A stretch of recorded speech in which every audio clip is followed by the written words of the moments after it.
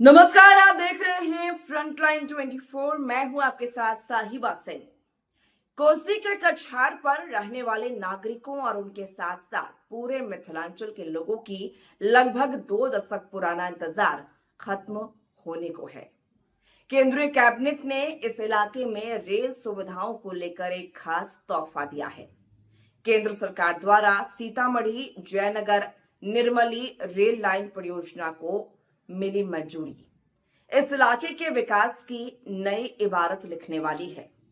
परियोजना की सबसे बड़ी बात यह है कि यह उन सीमावर्ती जिले सीतामढ़ी, मधुबनी और सुपौल के लिए जीवन रेखा साबित होगी, जिनकी भौगोलिक चुनौतियां ने लंबे समय तक आवागमन और व्यापार को बाधित रखा है। बता दें आपको कि जानकारी के लिए बता दें कि तिरहुत और कोसी प्रमंडल के बीच वर्षों से एक सीधा रेल मार्ग न होने के कारण इस इलाके के लोग सड़क परिवहन पर निर्भर थे, जो समय साध्य और असुविधाजनक रहा। अब यह रेल लाइन उन दूरियों को मिटाएगी जो न केवल भौगोलिक थीं, बल्कि सामाजिक आर्थिक प्रगति के रास्ते में भी रोड़ा बनी हुई थी। रेल कनेक्टिविटी महज यातायात का साधन नहीं, आर्थिक विकास का वाहक होती है।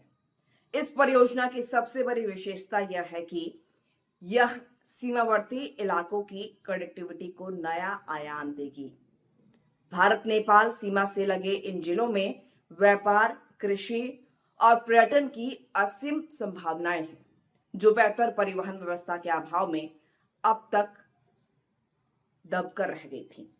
रेल लाइन खुलने से स्थानीय उत्पादों की आवाजाही आसान होगी, छोटे कारोबारों को नए बाजार मिलेंगे और रोजगार के नए अवसर भी मिलेंगे।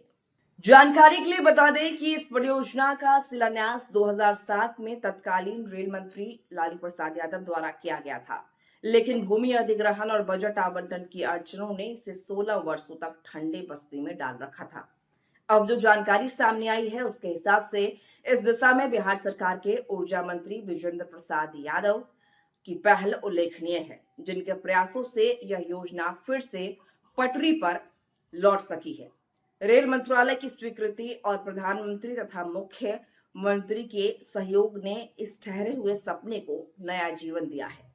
लेकिन महज परियोजनाओं की स्वीकृति भर से कुछ नहीं होने वाला है, क्योंकि भूमि अधिग्रहण, समयबद्ध निर्माण और गुणवत्तापूर्ण कार्यान्वयन आदि को लेकर अब असली चुनौती शुरू होगी। यदि यह परियोजना भी अन्य बुनियादी ढांचा परियोजनाओं की तरह देरी की भेंट चढ़ी, तो जनता की उम्मीदें फिर से निराशा में बदल जाएंगी। इसलिए राज्य और केंद्र दोनों सरकारों को यह भी सुनिश्चित करना होगा कि वो कैसे समन्वय बनाकर काम को तय समय सीमा में पूरा करें। सीतामढ़ी जयनगर निर्मली रेल लाइन परियोजना की कुल लंबाई 189 किलोमीटर है। इस नई रेल लाइन पर कुल 25 स्टेशन होंगे।